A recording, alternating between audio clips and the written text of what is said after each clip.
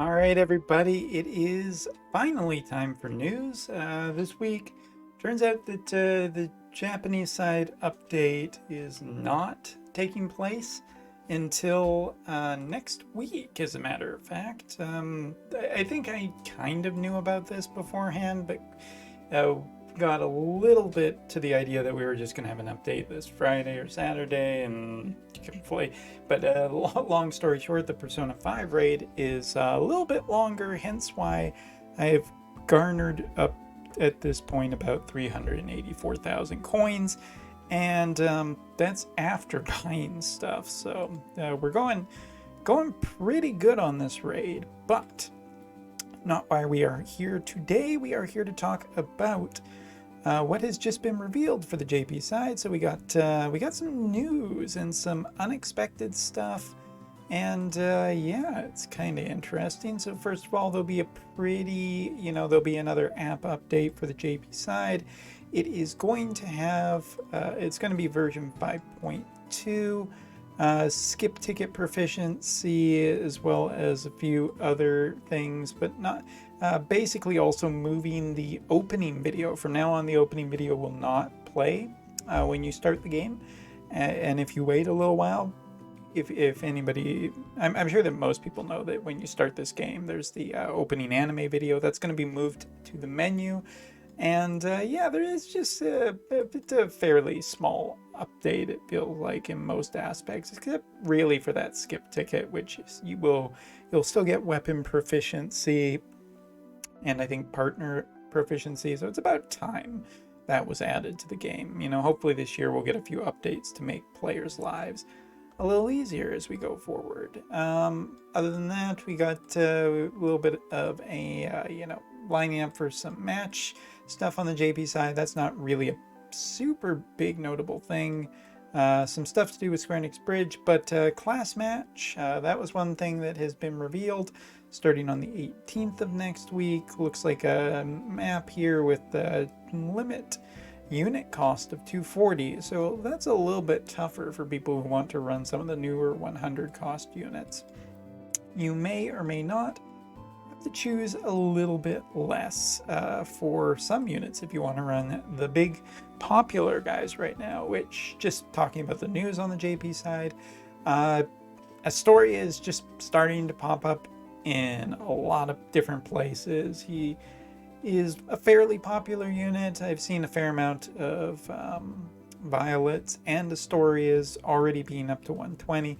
And already being pretty tough. Me, personally, I've been running Astoria in Arena, and him and Celeste just working on shutting people down, which is great. Thrown Oberon in that party and having really good success. Have not had any issues with a single fire elemental team. Still had a few issues with pure mono thunder element teams, but it is the counter weakness, so as to be expected that is still going to be a fairly tough matchup. Other than that, new map, as you can see here, for Arena. Yay. And now we're going to get in. Before we get into the weapon, let's talk about our new character. So much in the same way of last year, we are seeing history repeat itself with the incredibly powerful and influential and notable 100 cost unit at the beginning of January, leading into a 90 cost non-limited unit for the second part of January, which should mean that next month at the beginning of February, we're going to see a new 100 cost limited character that will probably be in line with Dark Witch Helena. Physical, magical. We'll see if we're that really unoriginal. But in the meantime, we are continuing with a magical unit and a thunder elemental unit. So here we have Reznaku, who I do believe that she's on the Hindra side. It's been a little while since I've had to think about this character. This is not one of the ones I'm particularly paying attention to, but if I remember correctly, she is on Team Oberon. Spoilers or not spoilers may be included in that, but since I'm leaving it that I'm fairly clueless, yeah, I don't think you can really say much about whether or not that is considered to be a spoiler. But what is not a spoiler and is very important is this girl's classes. So we got Thief as her third job. Interesting. We'll give her a little bit of a speed, might give her some movement bonus. Next is Arithmetician, so she has Calculator. Interesting to see. I'll be interested to see whether she ends up on the support side of the calculator's spectrum or more on the offensive side, whether she'll be, more like Halloween Leela or Ildira, for example. But I think that the primary job that she has is going to be pretty telling of what she'll probably be like, which is Cleric, which for people who are not in the awareness, maybe you're just kind of forgotten about it, is the same job as Minwoo, who is the Fire Selection Quest character. This job is still fairly new. We haven't seen too many characters with it, so a 90 cost with a limit burst that's a Cleric is very interesting as a primary job. Not to mention that Thunder already kind of has a good mix of characters, especially if you're looking at global with Ibarra. Has a good team of magical users, with Renan and whatnot, but also has a good amount of physical users, such as Cloud, and already has a pretty good tank. So one of the main things I think was really missing was a UR healer. And while Cleric is not necessarily, white mage, it isn't necessarily not white mage. It's kind of an interesting mix of buffs as well as healing, and her limit burst we can already see is an AoE heal. HP to be restored, large amount, and a release of all weaknesses, which I do believe is going to be kind of a dispel of any weakness. It's not status ailments. I believe it is like stat changes is what's getting nulled here. But that's good. It's a cleanse with a giant HP heal. I mean, Ayaka when she came out was really good. Really, I think one of the things Ayaka was super missing was a lot better support ones. And this also has a nice little support baked into the limit burst too of 3-turn attack up and magic up.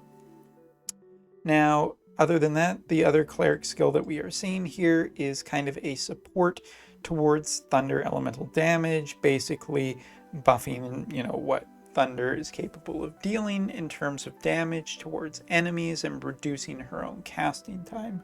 So thoughts about this character, first of all. I mean, I think the initial gut reaction, or possibly knee-jerk reaction, if you prefer a different term, is that Thunder element is very notable for a couple of reasons. Well, first of all, we're rounding out, as I said, the Thunder pantheon.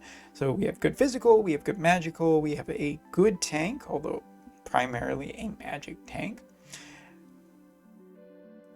But there's no doubt in my mind that Charlotte is still very capable. The only thing that we were really missing in terms of UR was a good healer. I know that Saria/Thalia/ whatever her name is, has been a good use in terms of a mid-tier character, but having an actual UR statted character is important nowadays, and I think that this character fits incredibly well on no matter what team. Mono Thunder, this is exactly what Mono Thunder has always wanted. Now, in terms of what I'm thinking a little bit negatively here is that while Cleric is a newer job, it does have some casting time stuff, so it does kind of need to reduce its casting time to be super effective.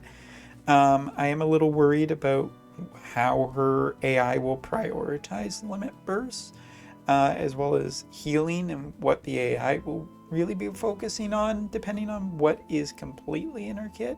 But that's not to say that I think she's going to be bad. I'm just wanting to see the AI, what the AI really focuses on and what its priorities are, because Cleric is still, a little bit unknown, especially a Cleric with a limit burst. As for Arithmetician, I mean, Arithmetician has access to good AoE heals, good support, which is what she'll also be focusing on, and does have some good attacks without height restriction. So I still think that this unit is looking to be pretty nice overall. As for Thief, I think Thief just for the stats will be generally good and potentially a movement bonus so that she can support units better. And other than that, I'm not really super concerned about her having time steal or anything. I feel like you really want this unit just to be focusing on support and buffs, as well as heals, rather than being that time or a thief capable. But there are other thieves that you could potentially use instead of her. So I think probably Arithmetician is what will probably be best for her, but we'll see. Other than that, looks like she just gets a magic boost, and I do believe that's a healing boost. Yeah, it's just what the Thunder element needs. And what's interesting too is we're getting a new piece of equipment for her. I'll be interested to see whether this is just a general piece of equipment, whether it'll be just the cleric weapon, or whether it will be specifically for her in the Thunder element. But if it is for the Thunder element, that's a little disappointing. I hope that this is a more general purpose one, and Renan's weapon, if I'm remembering correctly, she should be able to equip it, is probably already good enough. So I hope that this is more general so I can use this on other units. My own personal thing, whether I think this is going to really tip the scales versus the Celeste Astoria combo on the JP side, probably not. Astoria is doing really good on his own, and you don't even necessarily need to run him on mono water. He's just generally strong enough to get away with it. So and you're not necessarily targeting Thunder Elemental teams. If Thunder Elemental really wants to go water hunting, I think that mono Thunder is probably good enough, but kind of needs to push the offense more than the support. But who knows? This might be a more impactful unit than I think. Like last year with Ruel, I don't think she made a big enough difference when she immediately came out, but she wasn't directly countering what was new and popular. Either way, this might be also a little bit of a resource drain before we get into the month of February and whatever February has planned, which is kind of a big unknown since now the Warrior of Crystals are done, and we're just here on the JP side with a big question mark as to what's coming next. All right, but also, this is actually a surprise. We have a new piece of equipment quest also for Lucio. I gotta admit, Lucio is definitely one of my favorite characters right now. I mean, first of all, he's free, which is generally really nice, but the EX weapons for all the Warriors of Crystal have been really great, really fantastic pieces of equipment for their characters, minus the fact that TMR weapons right now can really go places. I'll just take a peek here, like taking a look at the sword that I've generated for Violet here. Which is a really nice piece of evasion. It's just regular crafted weapons can't really compete right now. So personally, I've been switching over to building more armors and accessories rather than weapons. If you want proof of how much I'm just not kind of doing that anymore, of just building weapons, well, is that hers? Yeah, that's hers. I mean, I've farmed 104 thus far of Violet's weapon, and I have not built a +5 yet, and I just don't see the need. Also, you know, Astoria with making a human killer weapon with 231 attack and 800 HP is pretty cool as well.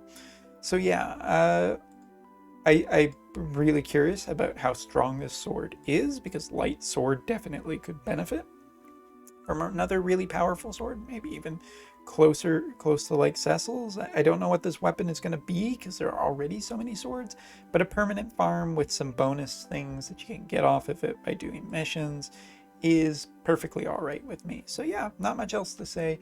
Looks to be you know, just some nice, a few nice little quality of life updates, some new maps, class matches, limited time arena, and a new character. And more importantly, I think it's just nice to see, and I think I can speak for all of us, it's nice to see a character that is not a limited 100 cost character, because we've had way too many limited characters lately, and getting away from that is a breath of fresh air.